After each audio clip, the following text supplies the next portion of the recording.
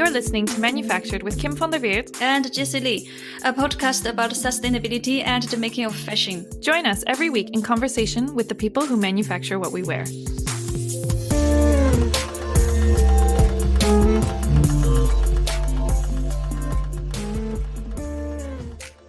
If you've been feeling the itch to travel and explore the world and pandemic is cramping your style, this episode might just be the fix you've been looking for. We mentioned at the start of season 2 that we'd be launching a new episode format we're calling Chronicles.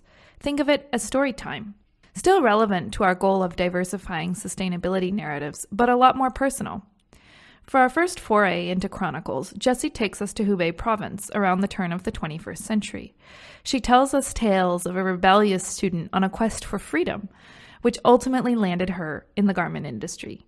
Is the garment industry China's version of a Wild West? If you're on Instagram, please follow us to help us grow the conversation at manufactured_podcast. Not much of an Instagram person? No worries. We also have a love-hate relationship with social media. Sign up to our weekly newsletter on our website, www.manufacturedpodcast.com, to find out what we're reading, what we're thinking, and what we're wishing. And don't forget, we have a new initiative, Loose Threads. Think of it like anonymous questions and answers between people who, for lots of reasons, could never have open and candid conversations. If you have questions you'd like to ask a fashion supplier, submit it anonymously at www.manufacturedpodcast.com/loosethreads. If you'd like to support us financially, you can make a Patreon donation via our website. And finally, don't forget to leave us a rating on iTunes and hit subscribe.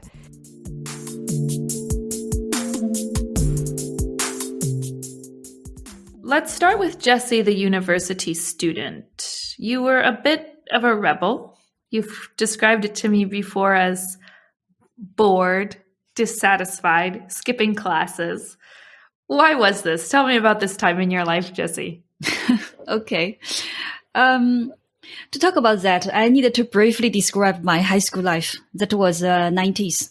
So going to a domestic university or a college is almost the only good option for lots of young people and their families in China. By doing so, people would have a much bigger chance to find a good job and settle in the cities. Back then, there were only few good universities and the entrance exam was very hard. Yet the population of students were much bigger than today. So the competition was really fierce. Then every minute of my day was planned for study. A typical day started from getting up at 6 a.m., arriving at school around 7:30 a.m., 40 minutes study, then follow 4 classes on the row, then lunch break, in the afternoon another 3 classes on the row, then 2 hours evening study in the school, once back home, another roughly 2 hours to study. So it was really like I was nailed in front of the desk. I was forbidden from watching TV or reading any other books. There were no other activities except working on textbooks and homeworks. So I had lots of expectations about university life. I eventually went to a good one, but after first few months, I was very disappointed. I realized that it was just an upgrade version of high school life without fundamental differences. My typical day of first year university life started from 7 a.m., woken up by a loud school broadcasting, then 8 a.m. What did they say on the broadcasting? Oh, it's very, I would call it as very communist style. It's nothing. It's just calling everyone get up, doing some sports, doing some exercise in case you should doing some exercise in the morning. It's good for your body. Yeah.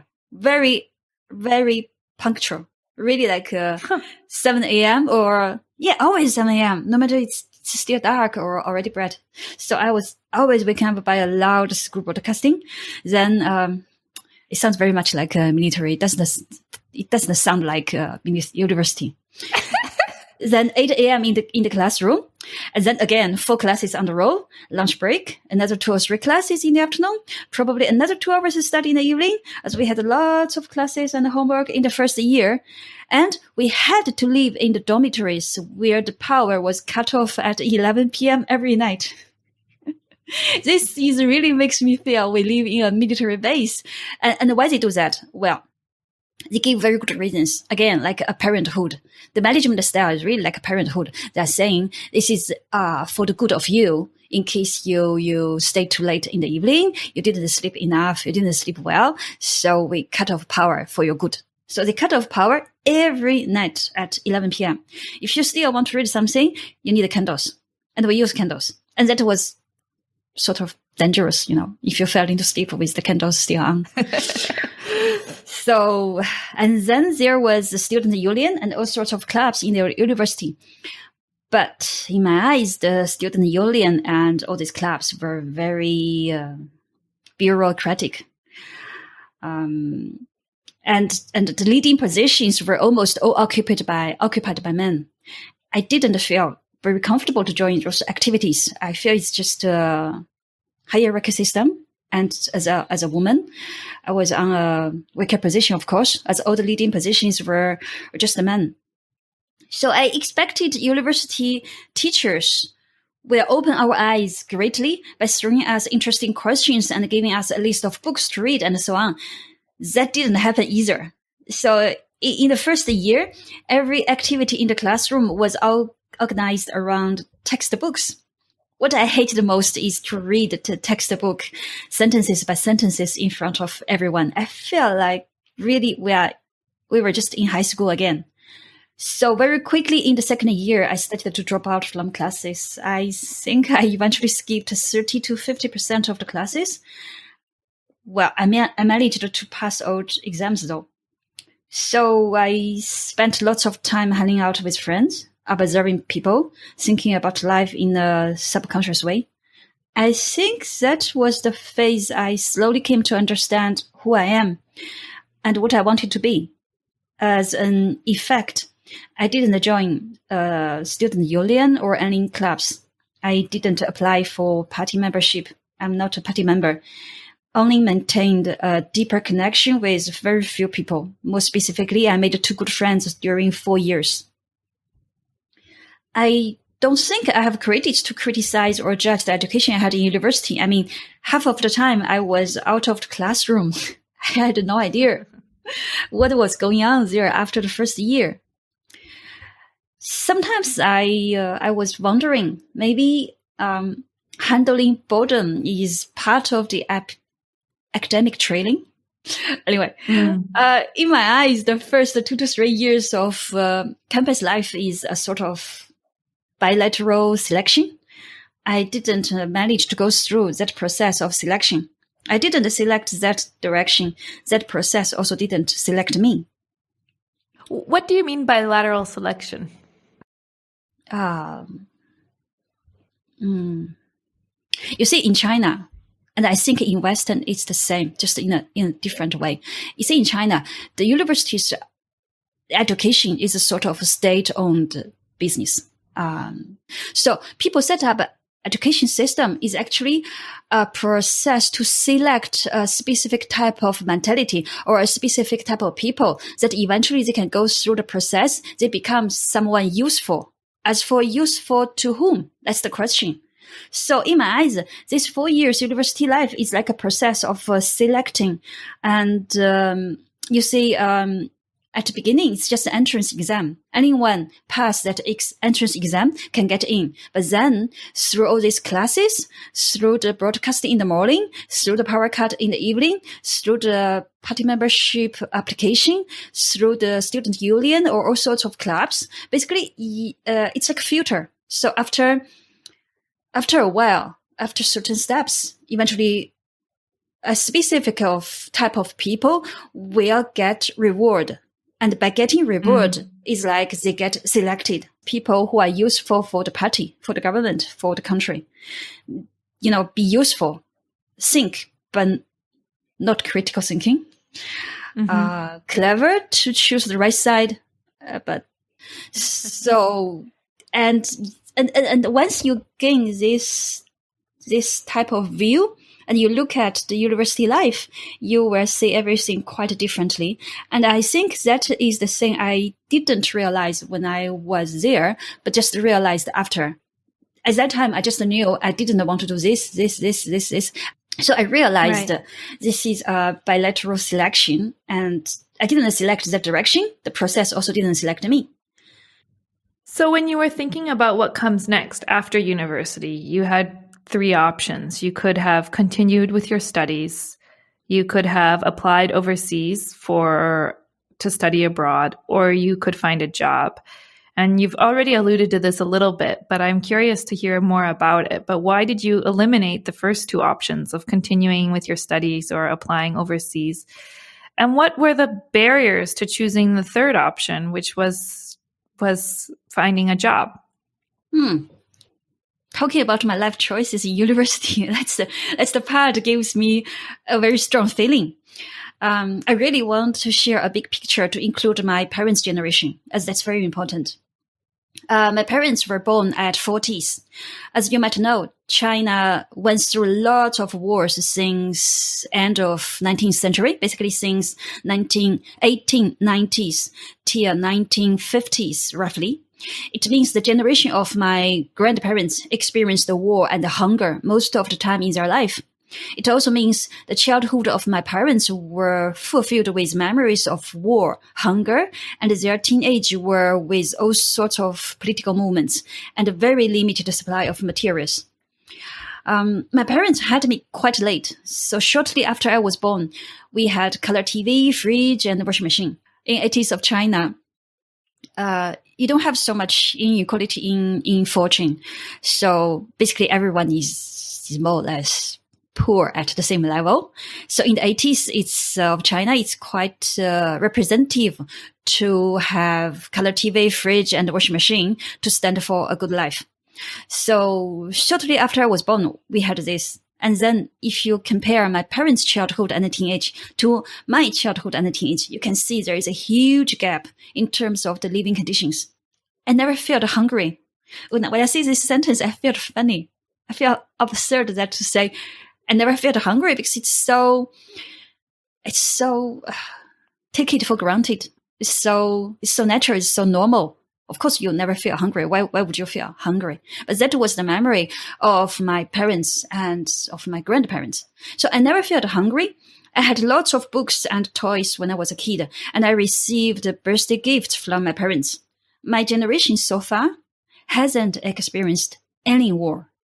There was a war between China and Vietnam at the late of something like 1980s, but it was very, very at a very small scale and happened only on the border, as I remember. So huge part, like 99% of the population in the country, actually in a kind of peace mood. So my generation so far really hasn't experienced any war. And I think life during the 40s and the 60s of China left a mark on my parents, and probably the whole generation carried the same mark, from which they put security as top priority. That deep down, they are still in a survival mode. It's very important to secure what you already get from life, far more important than anything else for them. As for me, I was born in a time that there is no war, no hunger, no political movements, but with enough food, toys, books, schoolmates, color TV, washing machines, fridge, traveling to other places. Even when I was a kid, later we have computers and so on.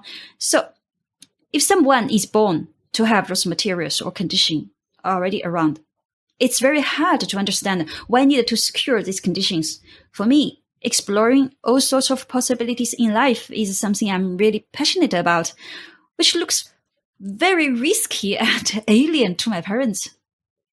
What would you say to like Americans? Because as an American, if you say, oh, no political movements, the first thing they'll probably think about is like Tiananmen Square, right? Ah, right. Hey, that's a very interesting question. I never thought about it or even imagined it could be a question before you asked me. Okay, I see how to share my understanding. First, you are right. There were political movements in the 80s, 90s, and in the past 2 decades. But mainland Chinese usually don't call those activities as political movements, even they are. Instead, you will hear people use words like demonstration or protest. The government will use mass incident or mass gathering, for instance, Tiananmen incident. This is how they call it. So why we differentiate those political movements? The reason, I think, is because those are totally 2 different types. When a political movement is initiated, motivated, organized, and supported by the government, the impact to citizens' private life is enormous, totally incomparable to a political movement initiated by citizens. My parents were married in the 60s, I think. My mom told me once they had to leave home at 7 a.m., went to where they worked, joined the political activities organized by the state, then back home at midnight. They never cook. Everyone would have meal where they worked with their colleagues. And yeah, right. At that time, when people wanted to get married, actually they need the approval from the state, actually first from where they work, then from the state. So basically, they needed to report who they were dating at that moment, and then eventually they needed to ask approval for if they can marry that person. So this is also part of that political movement or the public life. So and when you face all these political movements in the 50s, 60s, and the 70s, they cannot say no. They can't say no. No one would say no.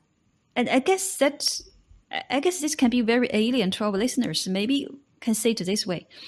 The political movements initiated by the government from 50s to the end of 70s eventually intruded everyone's life and turned one's own private into part of the public life.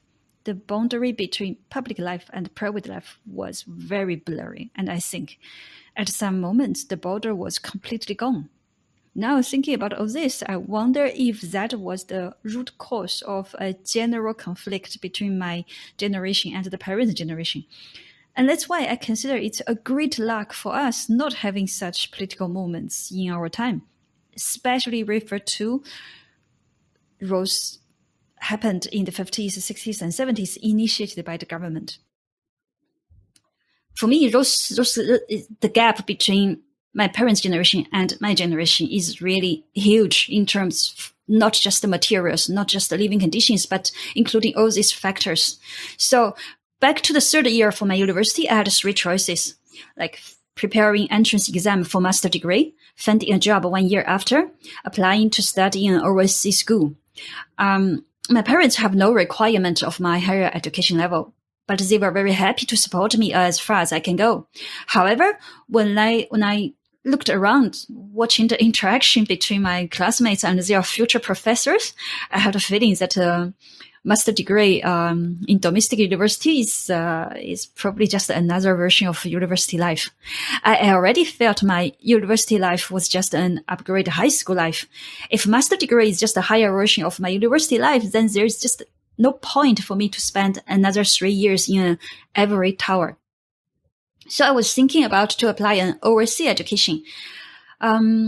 Back then, we had very limited access of information. Internet was not very developed at that moment. It was very hard to know exactly to choose which school, which direction, which country, if you didn't have any relatives or connections already aboard.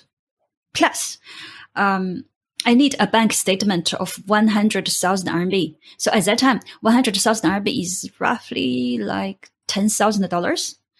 I need this bank statement to prove financially I was capable to support the education. That was one of the must-have documents. I didn't have that money, but my parents had. But exhausting me already, just by thinking about how to convince them it's good to send me to a foreign country for study. My parents were influenced by the traditional part of Chinese culture. They felt strongly responsible to my happiness. For them, working in the system, basically working for the state, living somewhere close to them, marrying a reliable man that they knew, having kids, living in a big apartment with car and other materials, that is good life for them, and probably the only version of a good life.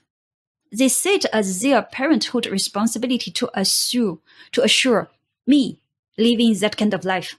But for me, this is unacceptable. To let them arrange my life or decide what's good for me. It's not about the version of life, but fundamentally about the power of defining.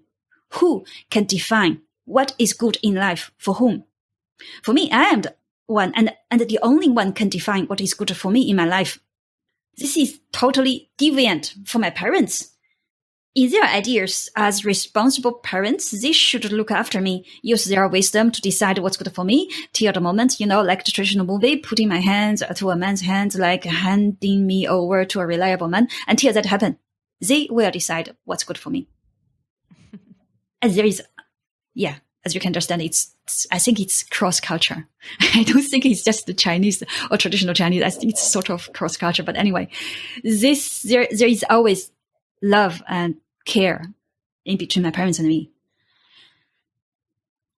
So I even didn't mention it to my parents that I wanted to go for a higher education in US or Europe. Part of the reason is convincing them that's good for me can be very exhausting, as their version of good life and my version of good life are just not compatible.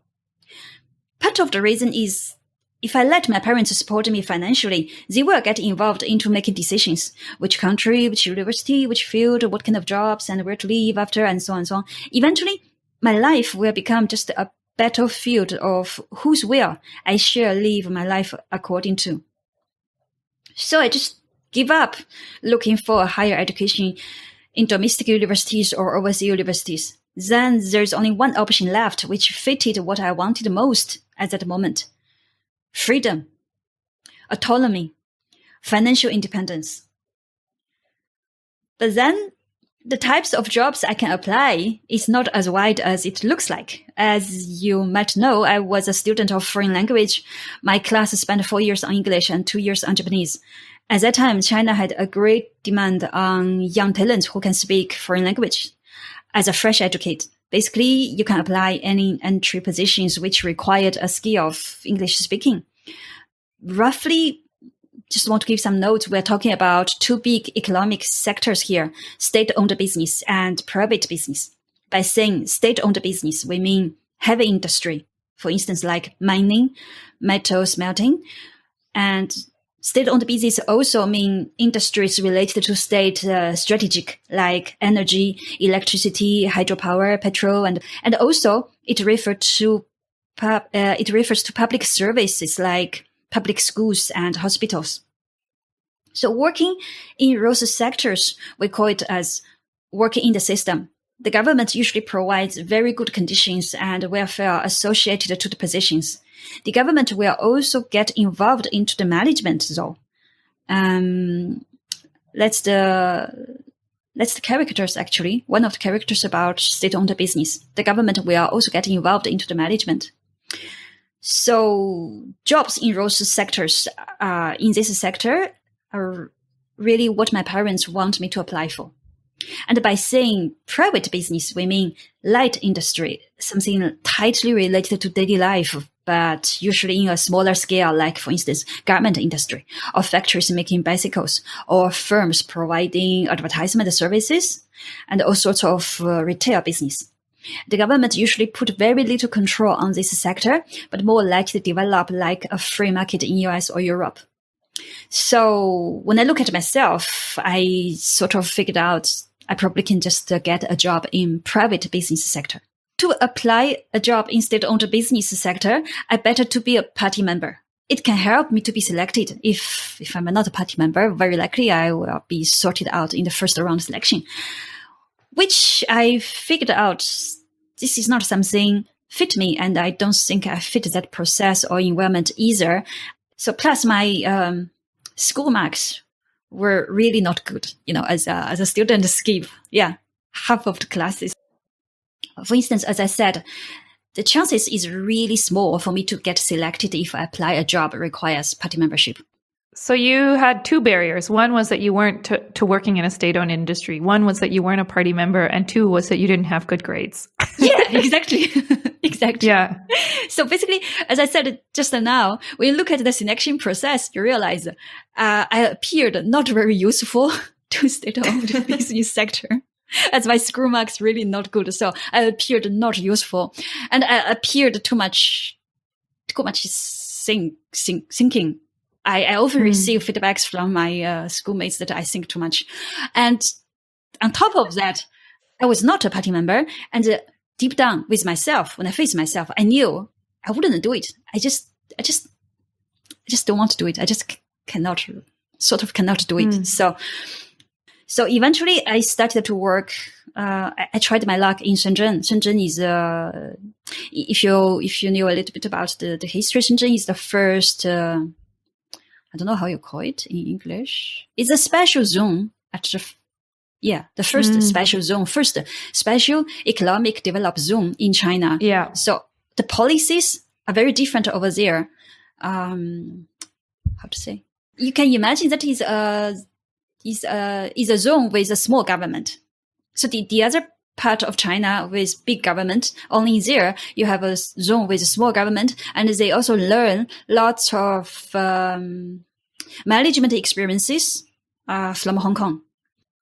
Shenzhen became a special economic developed zone. The policies are different. Atmosphere are different. As a business to run there has different policies, different benefits, and so on.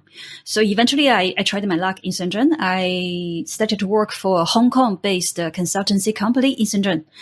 The company provides ISO 9000 training and consultancy to mostly electronic products manufacturers and garment manufacturers in Dongguan. Dongguan is famous for producing, for instance, smartphones, toys, shoes, and garments. And then 2 years after, I quit and found a new job in a third-party inspection company whose core business is right in garment production. And that was how I stepped into fashion supply chain.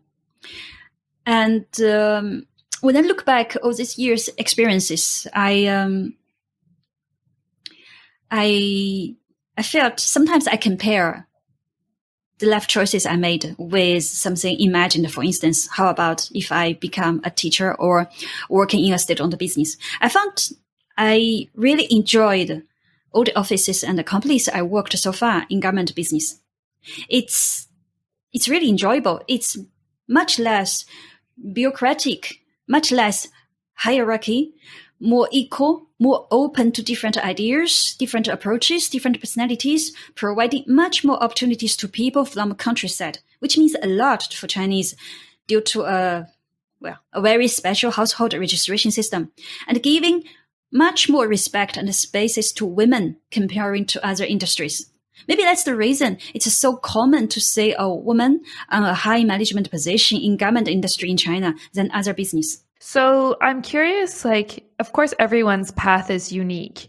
But I'm curious, if you think about because you've spent a lot of time working in the fashion industry in China, and I'm curious, when you reflect on your colleagues and the types of people that you were working with who were working in, not as factory workers, but as management or in office jobs within the fashion industry in China, was their path, do you think, similar to yours in any way? What is it reasonable or fair, or maybe to draw any sort of generalizations from your story? And I want to reiterate, everyone's path is unique. So I don't want to make sweeping generalizations. So when I think of my former colleagues and people I knew in those years, I also see the similarities in our paths. We usually don't have a degree of higher education. It's often university or college in offices and technical school education in factories. It's very common that many of us come from small cities, towns, and countrysides, and coming from families who don't have strong social capital, meaning parents can't really arrange jobs in the system, meaning the kids need to make a life on their own. And the interesting part is garment business in China also open arms to people coming from the other end. People from families running business.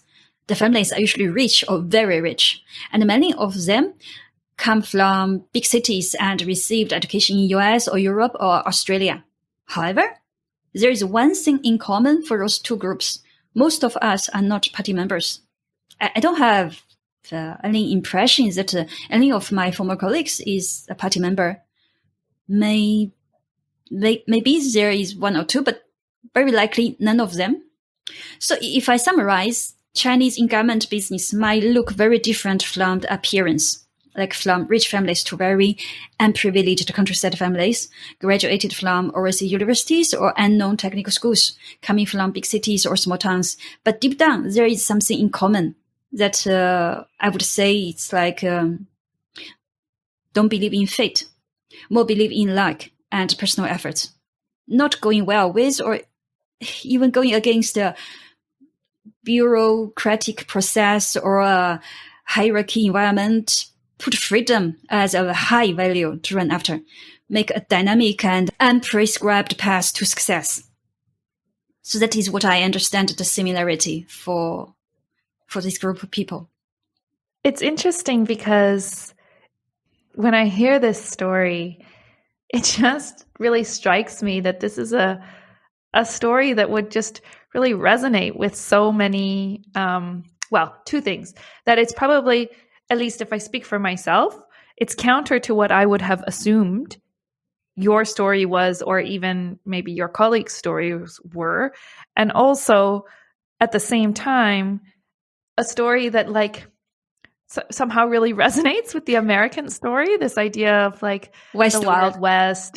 Yeah, the Wild West, people who are out to pull themselves up by their bootstraps, do their own thing despite social expectations. This is a narrative that I think really resonates with a lot of Americans, and it's and it's so funny to hear that coming from a context where I wouldn't have expected it at all. And maybe that says more about me than anything else, and the how little I know about the world, but that's it. That is really it. The early of the economic reform in China, or the early, 80s, 90s, let's say 80s and 90s together, is really the Western world of US, the Wild West of US.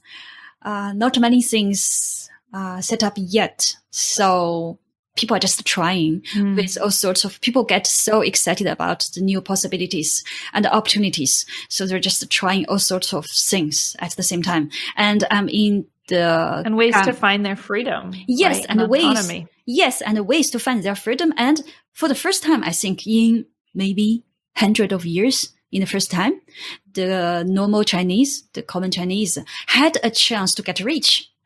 I mean, that is exciting enough. It's like the gold rush in US, I would say. And